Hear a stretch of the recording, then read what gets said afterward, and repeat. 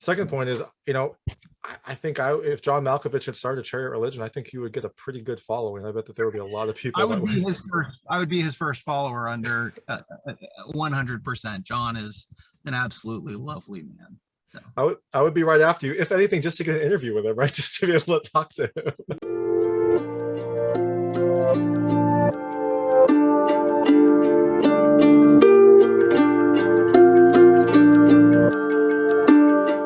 Hey everyone, this is David Stark from Watcher Pass. Today I'm talking to Adam Sigal, the writer and director of Chariot, which is coming to theaters, digital, and on demand on April 15, 2022. We're going to talk to him right now. And while you're watching, if you can like and subscribe to this channel, that would be fantastic. I'll spend a lot. Thank you. Thanks so much for joining me. This is Adam Sigal, the writer and director of Chariot, which is coming to theaters, digital, and on demand on April 15, 2022.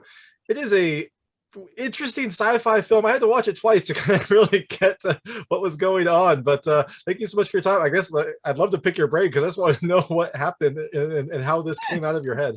It's just a really formulaic romantic comedy, right? It's just like it's like what you expect. No, it's like Harry Met Sally if they met in like this quirky hotel. So yeah, exactly, and that's it. Done. Interview over. No, it's this was my attempt to tell kind of a high concept science fiction idea, with regard to this far-fetched concept of a corporation that oversees reincarnation, essentially, but on a very small scale that was doable, as an actual film, the type of films that I can make.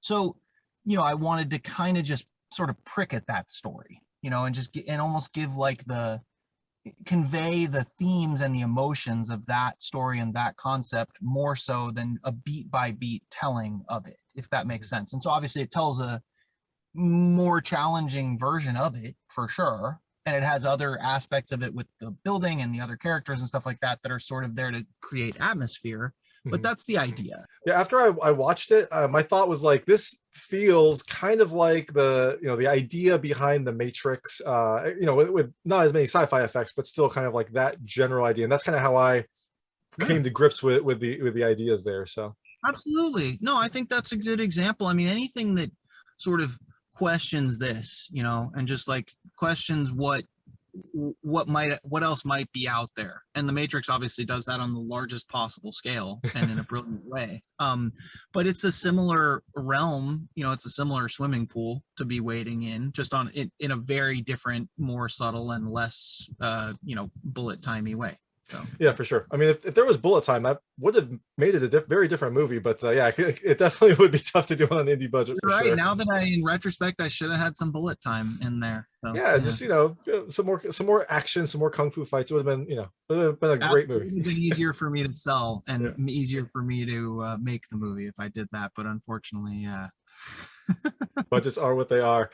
Was there any sort of like, I don't know, like life event of yours or some sort of thing that happened that made you want to delve into this? Because it is an interesting kind of meaning of life, like what if there's other things out there controlling us type of situation. And I'm just curious if there was anything in your personal life that kind of was the catalyst for this. Well, it's a two-part answer. Initially it was more observations. It was more that I observed about people, that everyone's life is just so centered around not dying.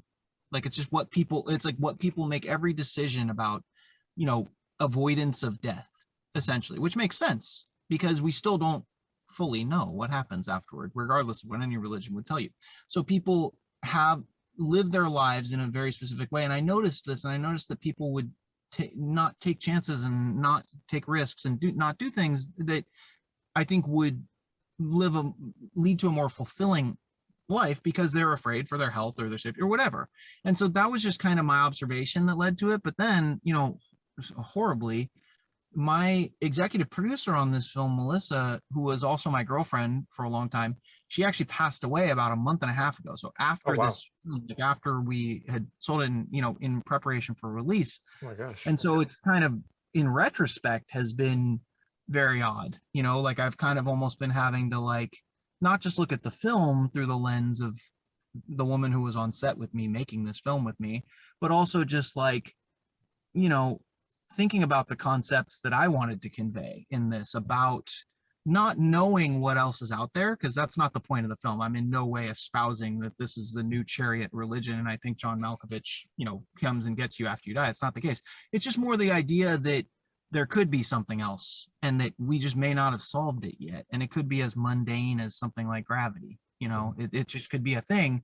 And if we could figure that out, that it wouldn't be so scary, and our death wouldn't just be this horrific thing that we're all afraid of, and it makes everyone so sad when someone passes. So yeah, for sure. I mean, first up, I'm really sorry to hear that.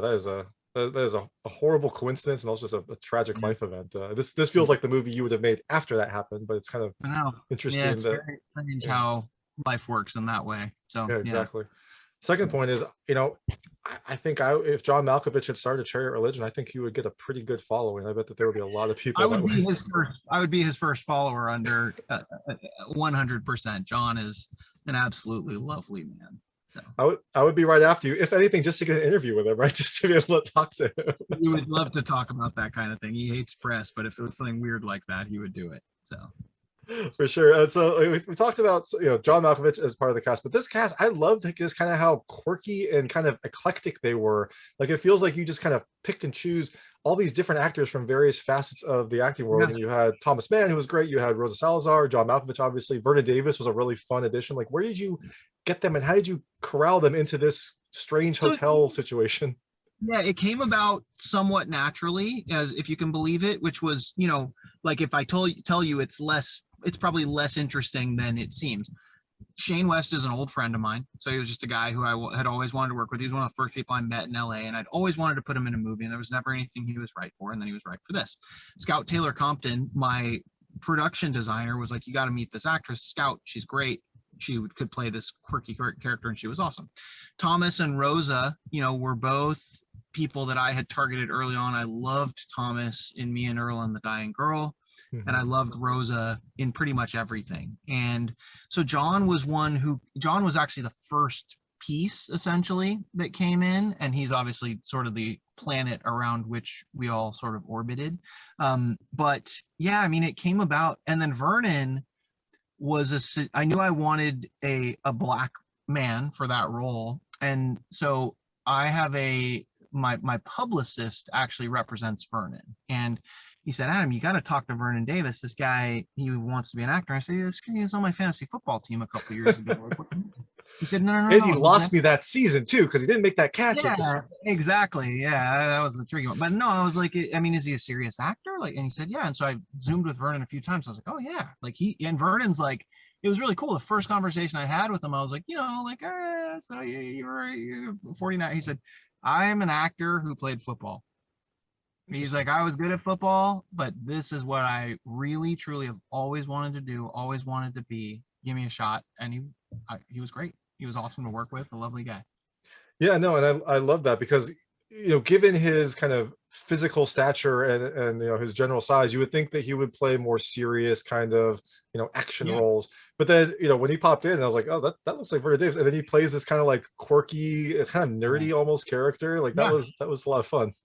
Yeah, absolutely. And that's what I wanted for him, because he does get all these big physical action films, and I think he wants to branch out a bit from that. So it was cool to do that, give him that opportunity.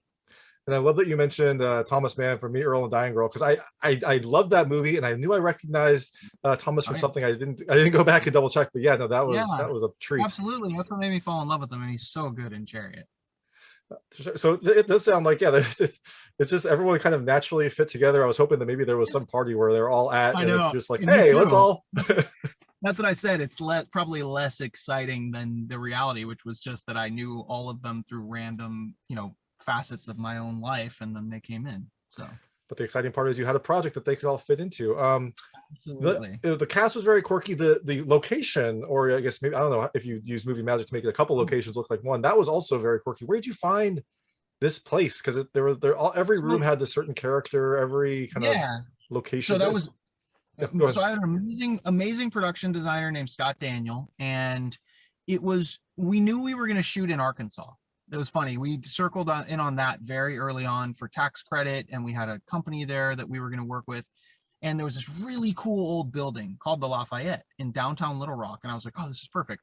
So what we did was the lobby and all the really beautiful, like, you know, like stuff is in the Lafayette.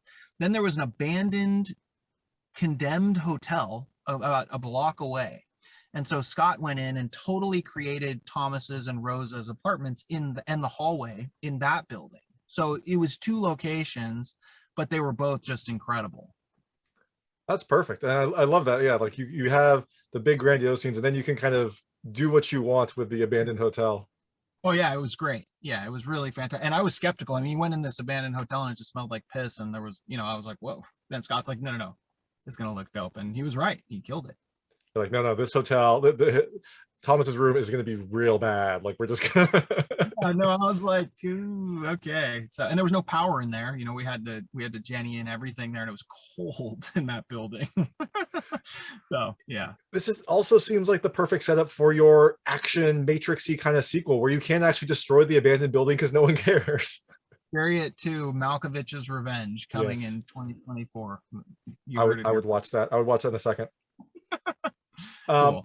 So the cast was kind of a big thing for me, but then when the movie started, what caught my attention was the music. The music was like, I liked the mix. You've got the opera with Turandot. You've got you got some more like sci-fi kind of I don't know, like outer space kind of trippy music. Like who did the music? And like, you know, it was a guy named Richard Patrick. He actually was the creator of the band Filter, which I don't know how old you are, but in the early 2000s and stuff, they were a massive band. And Richard's hey man, nice plug.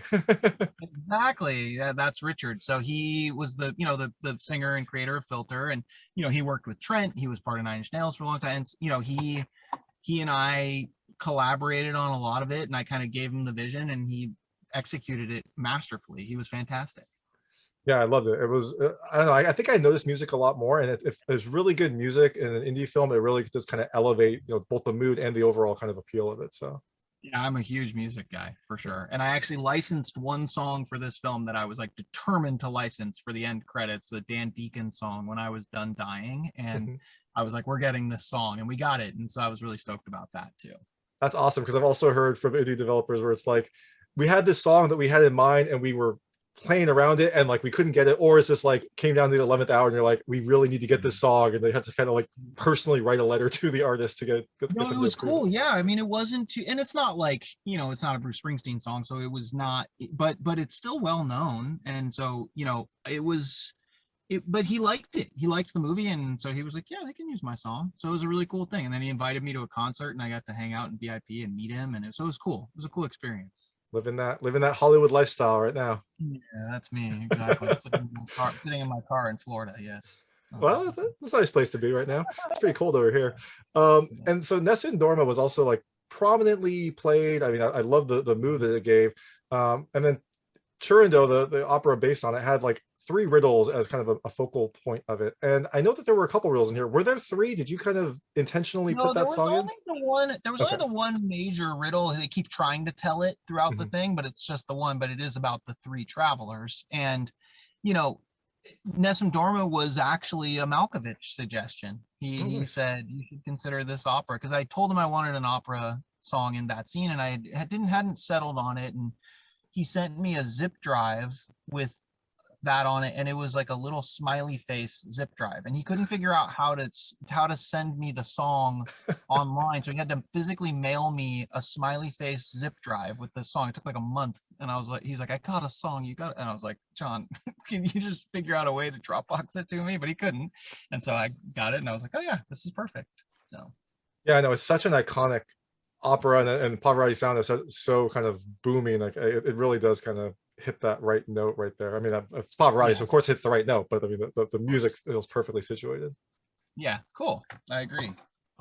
So I know we have limited time, so I'm going to switch. I call it the lightning rounds. Just very lightweight questions about the film. I want to see how your personal experiences map to things that happen in the film. You can feel free not to answer any of them. I will not be offended, but I try to keep them very... all of them, I promise. Okay. All right. I'll start with one of the first questions that are asked in the movie. What makes you unusual? You know, I think I refuse to kind of make any kind of films that are like anything I've seen before. I mean, literally, I just strive to be unusual. Well, there you go. That's a perfect answer for it. Okay. Have you ever been to therapy? No, No. All right. Well, that's I'm very well adjusted. With how strange my work is, I'm very well adjusted. that was why I kind of gave that head nod, because I was like, coming from that mind, I imagine there's a lot to unpack, but you know what? Just keep putting your work on the page, and that'll be your own therapy. I like it. I'm weird, but I'm not messed up. Yeah, well, I think we're all weird. Maybe some of us are more messed up than others, but yeah. Have you ever been hypnotized? No. Nope. What? So this film, Vernon Davis' character is watching some very, very endangered animals. What is the most endangered animal, or maybe the rarest animal that you've seen? I mean, just probably at the zoo. I feel like I've seen tigers where there's like 100 of them on the planet, which is awful. But they're really cool to see. So it's good to see them in person. If you had to share your body with a spirit, whose spirit would it be, or what general category of spirit would it be? Man, that's a tough one. You're like a pirate. You're like a famous pirate. That would be cool to just be able to be a pirate and take a break from life and be a pirate ghost. Yeah, but then I think you would spend all of your time trying to fix the things that your pirate ghost did. So, Maybe. It's true. and the last question is, have you ever had any sort of recurring dream? Yeah, I used to have a dream where I was flying all the time, but it was like swim flying. It was like I would be in the gym in high school and I would start swim flying up to the top of the gym. And I had it. I still have it sometimes. That's probably the dream I've had more times in my life than anything else. Oh, that's, and I imagine at the top of the gym there was some sort of pulley, some sort of pull lever that you could just never get into. And no. I could never get out. Like there was Wow. always all the other kids yelling and throwing basketballs at me and stuff, and I was flying and trying to figure out a way to get out the ceiling of the gym. So maybe I do need therapy. Going back to your other question, I don't know. Hey, well, you know what? You seem to be doing fine. You're going to concerts. You're in Florida. You're making movies. I think you're doing all right. Thank you. So the film is out April 15th, 2022. You're out promoting it, getting the word out. I imagine there are other stories that you want to tell, other projects that you're on. So after viewers see Chariot, what can they look for next from you? I'm literally leaving on Monday to go shoot my next movie in the UK, and we will announce it soon. We have a really amazing cast, and it's going to be an awesome project. But I'm like leaving for about 2 months to go do that one. So. And which international soccer star do you have starred in this movie? Because it seems to be a I wish. No, it's just an international, very amazing British superstar actor playing the lead in this one, which you guys will love. So that's awesome. I can't wait for that. The movie is Chariot. This is Adam Sigal. The film is out April 15th, 2022. Thank you so much for your time. No problem. See ya. That was Adam Sigal, the writer and director of Chariot, which is coming to theaters, digital, and on demand on April 15, 2022. It's a mysterious sci-fi thriller that has a great cast and a strange premise. If you liked this interview, please like and subscribe to this channel. It helps me out a lot. Make sure all my new content goes straight to you. Please check out my other content. I've got other interviews, reviews, unboxing videos, and recommendations. Thank you.